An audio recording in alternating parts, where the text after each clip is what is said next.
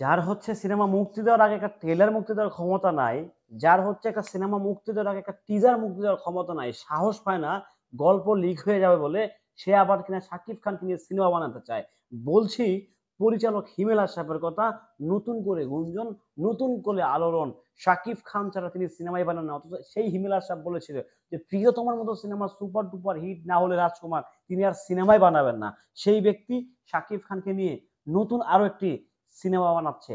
লজ্জা থাকা উচিত হিমেল ভাই আপনার। হ্যালো এভরিওয়ান, আসসালামু আলাইকুম। শিমুল আছি আপনাদের সঙ্গে। কেমন আছেন সবাই? আশা করি সবাই খুব ভালো আছেন। আলহামদুলিল্লাহ ভালো আছি। আপনারা জানেন, সকলেই জানেন, অনেকেই গালাগালি করবেন যদিও শুধু, বাট কিছু করার নেই, বাস্তবতা মানতে হবে। শাকিব খানকে নিয়ে নতুন সিনেমা করার ঘোষণা দিয়েছেন পরিচালক হিমেল আশরাফ। ২০২৫ সালে শাকিব খানের সম্পূর্ণ শিডিউল বুকড থাকার পরেও ২০২৬ সালে কোনো একটি ঈদে শাকিব খানকে নিয়ে চমক দিতে চান পরিচালক হিমেল আশরাফ। হিমেল আশরাফ কার কথা বলছে বুঝছেন তো? যার সিনেমায় হচ্ছে শাকিব খানের লিপসিং মিলে না, ডায়লগ চলতেছে কিন্তু শাকিব খানের লিপসিং চলতেছে আরেকটা, সেই সিনেমার ডিরেক্টর হিমেল আশরাফ। অনেকেই বলবেন যে প্রিয়তমা তো ইন্ডাস্ট্রি হিট, আনডাউটলি প্রিয়তমা ইন্ডাস্ট্রি হিট, অস্বীকার করছি না। সময় স্বল্পতার কারণে ঠিক আছে মেনে নিচ্ছি, বাট রাজকুমারে কি হয়েছিল? একটা টিজার দেন নাই, সিম্পলি একটা টিজার। কি সিনেমা বানাইছেন আপনি? সিনেমাটা কি বানাইছেন? নায়িকা মাহিয়া মাহি দিয়েছেন মা বানায়া। শাকিব খানের মা কি মাহিয়া মাহি যায়? কোনো অ্যাঙ্গেলে যায়? কোন অ্যাঙ্গেল থেকে শাকিব খানের মাহিয়া মাহি যায়? বয়সের একটা ব্যাপার, age, main fact is age. অভিনয় জানলে হবে না তো, মানে বয়সটা তো আপনাকে ফুটায় তুলতে হবে। আরশ খান দিতেন বাপ বানায়া, যে দুইটার একটাও কোনো অ্যাকসেপ্টেবল না, দুইটার একটাও কিন্তু অ্যাকসেপ্টেবল ছিল না। তারপরে কিন্তু জোর করে শাকিব খানের ভক্তরা তো যা দিবেন তাই খাওয়াবেন নিঃসন্দেহে। আরো একটি গান ঢুকে দিয়েছেন, আখদ্য গান, একটা আখাদ্য গান, একটা আঘাদ্য কুখাদ্য গান, আমি একাই রাজকুমার। এটা আবার সাকিবিয়ানদেরকে ডেডিকেট করছেন আপনারা। সো এই যে এত কিছু করার পর কোন মুখে, কিভাবে শাকিব খানকে নিয়ে সিনেমা বানানোর ঘোষণা দিচ্ছেন আপনি? I have no idea. আমার কোনো ধারণা নাই, বাট এতটুকু মনে হচ্ছে যে আপনি অ্যাটলিস্ট টেস্টটা বুঝে গেছেন যে শাকিব খান ছাড়া ইন্ডাস্ট্রি সিনেমা চলবে না। যতই বগর-বগরি, যতই বলি যে গল্প ডিমান্ড, অমুক ডিমান্ড, তমুক ডিমান্ড, এগুলো ফালতু, ফালতু। শাকিব খানের শিডিউল পাচ্ছে না, শুধু বলছে গল্প ডিমান্ড। গল্প গোড়ার ডিমও না। শাকিব খানের উপরে বেস করে এখন বাংলা চলচ্চিত্র চলে, প্রমাণিত। এটা প্রমাণিত। নতুন করে প্রমাণ দেওয়া, নতুন করে জানান দেওয়ার কিছু নাই কিন্তু আসলে। তো সেই হিমেল আশরাফই হচ্ছে শাকিব খানকে নিয়ে নতুন একটি সিনেমা করবে। ব্যাপারটা আসলে কতটা হাস্যকর, কি বলবো আসলে।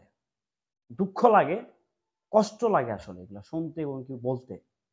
সত্যিই খুব দুঃখ লাগে। হিমেল ভাই, আগে সিনেমা বানানো শিখেন, তারপরে সিনেমা বানান। আপনার অনেক ল্যাকিংস আছে সিনেমায় ভাই। অনেক, অনেক বেশি ল্যাকিংস আছে। অ্যাজ এ অডিয়েন্স হিসেবে বলতেছি। কোন কনটেন্ট ক্রিয়েটর হিসেবে বলতেছি, অ্যাজ এ অডিয়েন্স হিসেবে বলছি যে আপনার অনেক জায়গায় ল্যাকিংস আছে। যেগুলো আপনাকে অবশ্যই ওভারকাম করতে হবে। ওভারকাম না করতে পারলে আপনার ফিউচার কিন্তু ব্রাইট না চলচ্চিত্রে। এক প্রিয়তমা বানাইছেন, স্লিপ অফ টাং হোক, যেভাবে হোক, শাকিব খানের, একমাত্র শাকিব খানের অভিনয় গুণে, শাকিব খানের যোগ্যতায় সিনেমাটা ইন্ডাস্ট্রি হিট হয়ে গেছে। এখানে আদার্স কারো কোনো ক্রেডিট দেওয়া হবে না। এখানে কারো কোনো ক্রেডিট নাই। এখানে ইচ এন্ড সিঙ্গেল এভরিওয়ান, কারো কোনো ক্রেডিট নাই। এখানে শাকিব খানের অভিনয় গুণে সিনেমাটা ইন্ডাস্ট্রি হিট হয়ে গেছে। শাকিব খানের অভিনয় গুণে। আমি আবারও বলছি, না আছে সিনেমাতে কোনো ফাইট, না আছে সিনেমাতে, কি আছে সিনেমাটাতে? দুর্দান্ত কিছু গান ছাড়া কিছু ছিল না। গানে আবার লিপসিং মিলে না। গান চলতেছে অপ্রিয়তমা, শাকিব খানের ঠোঁটে বাজতেছে আরেক গান। মানে এত দুর্বলতা, এত গ্যাপ। আচ্ছা প্রিয়তমা আলাপ বাদ দিলাম। রাজকুমার তো যা তা একটা সিনেমা বানাইছেন। রাজকুমার সিনেমা আনডাউটলি মানে সুপার মেকিং হয়েছে, সুপার। ৬.৫ কোটি টাকা বাজেটের সিনেমার যদি এই হাল হয়, সিনেমাটার বাজেট ছিল ৬.৫ কোটি টাকা। একজন পরিচালক যখন একজন প্রডিউসারের কাছ থেকে ৬.৫ কোটি টাকা বাজেট পায় বাংলা চলচ্চিত্রে, স্বল্প চলচ্চিত্রে, তাহলে সিনেমাটা কোথায় যাওয়া উচিত? কোন লেভেলে মেক করা উচিত? ফ্যান্টম ক্যামেরাতে আপনি ৭০ লাখ টাকায় ফাইট করছেন, অথচ আমার কাছে মনে হয় না ৭০,০০০ টাকার ফাইট এখানে হয়েছে।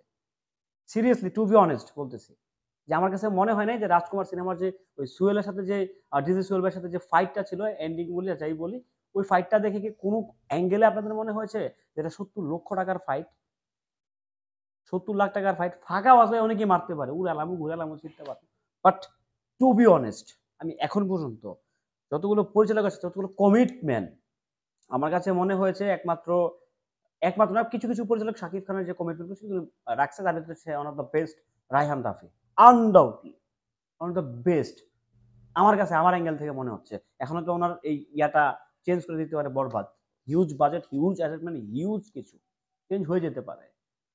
তো যে এত কিছু করার পরেও এই যে মানে নাটকীয়তার পর নাটকীয়তা, ৭০ লক্ষ টাকা ফাইটের বাজেট, ওই আসলে গজামিল, পুরা সিনেমাটাই গজামিল। এত সুন্দর একটা গল্প ছিল রাজকুমার, এত সুন্দর একটা গল্প ছিল, শুধু কাস্টিং এর খামখেয়ালির কারণে, কাস্টিং, অভিনয় অভিনেত্রীর খামখেয়ালির কারণে সিনেমাটা বরবাদ হয়ে গেছে, বরবাদ হয়ে গেছে সিনেমাটা, একদম ডিজাস্টার হয়ে গেছে। Undoubtedly cinema super duper bumper hit, but সিনেমাটা যতটুকু ব্যবসা করার কথা ছিল, সিনেমার গল্প যে স্ট্রং ছিল, সেই হারে কিন্তু সিনেমাটা বিজনেস করতে পারে নাই। যেই লেভেলে ব্যবসা করার কথা ছিল, হল মালিকটা তো রীতিমতো একদম কি বলবো আসলে পামে পুয়ে পাপ্পু হয়ে গেছে, যে ইনারা আসলে খুবই ডিসঅ্যাপয়েন্টেড রাজকুমার নিয়ে, খুবই এক্সাইটেড ছিল তারা সিনেমাটা নিয়ে, বাট তারা অনেকটা ডিসঅ্যাপয়েন্টেড হয়ে গেছে সিনেমাটা নিয়ে, যে কি নিলাম আসলে এটা, এটা কেন নিলাম আসলে, এত টাকা দিয়ে, এত টাকা রেন্টাল দিয়ে সিনেমাটা কেন নিলাম। তো ভালো সিনেমা নির্মাণ করেন, ভালো সিনেমা নির্মাণ করতে শিখেন। Casting, main fact is casting. আপনি কাকে কাস্ট করবেন, আপনার গল্পে কে কাস্টিং এ যায়। আপনার রাজকুমারের যে কাস্টিংটা ছিল, সম্পূর্ণরূপে গোজামিল কাস্টিং ছিল, একদম এ থেকে জেড পর্যন্ত, এক্সেপ্ট শাকিব খান ব্যতীত, শাকিব খান ব্যতীত টোটাল ইউনিটটাই কাস্টিং ছিল গোজামিল। এখন তো অনেকে বলবেন, এই বেটা তুই কি সিনেমার কি বুঝছ, সিনেমার কিচ্ছু বুঝি না আমি, আমি সিনেমার কিচ্ছু বুঝি না, আমি একজন দর্শক। আমার কাছে মনে হয়েছে রাজকুমার সিনেমার কাস্টিং এ একদম সম্পূর্ণরূপে গোজামিল ছিল। এত লম্বা সময়, এত হিউজ পরিমাণের প্রডিউসারের বাজেট ছিল, ৬ কোটি টাকা ভাই মামুর বাড়ির আবদার না আসলে, হিউজ অ্যামাউন্ট, হিউজ অ্যামাউন্ট, ৬ কোটি টাকা। এই টাকাটাকে নষ্ট মানে মানে মানে ওয়েস্ট অফ মানি ছাড়া এখানে কিছু দেখছি না, টোটালি ওয়েস্ট, টাকাটা ওয়েস্ট হয়ে গেছে, টোটালি সম্পূর্ণরূপে একদম ওয়েস্টেজ অফ মানি।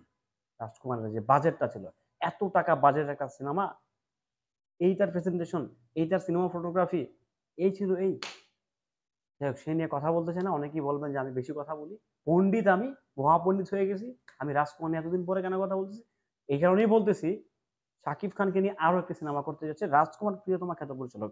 প্রিয়তমা বন্ধু ঠিক আছে, মানানসই, অ্যাকসেপ্টেবল, ঠিক আছে, যেটা সময় ছিল না, টাইম শর্ট ছিল, অল্প সময় রীতিমতো বাজিমাত করছে ইমরান আশরাফ, বাট এত লম্বা সময় পাওয়ার পরেও রাজকুমারটাকে কেন গোজামিল করা হলো, রাজকুমারটাকে কেন ৬-৯ দিয়ে বুঝাই দেওয়া হলো, রাজকুমার কেন, মা কি একটু পরিবর্তন করা যেত না, মাকে কি পরিবর্তন করা যেত না, ডেফিনেটলি যেত, বাট কেন জানে, কি কারণে সেটা একমাত্র হিমেল ভাই ভালো জানে। প্রডিউসার ভালো জানার কথা না, কারণ প্রডিউসার এখানে টাকা ইনভেস্ট করছে, কাস্টিং এর দায়িত্বটা কিন্তু ডিরেক্টরের হাতে, কাকে কাস্টিং করবে। যাই হোক, এজ এ সাকিব ভক্ত হিসেবে কন্টেন্ট দিয়ে যাই বলেন না কেন, আপাতত সাকিব খানের কোনো সিনেমায় হিমেল আশরাফ ডিরেকশন দেখ, সেটা অন্তত আমি চাই না।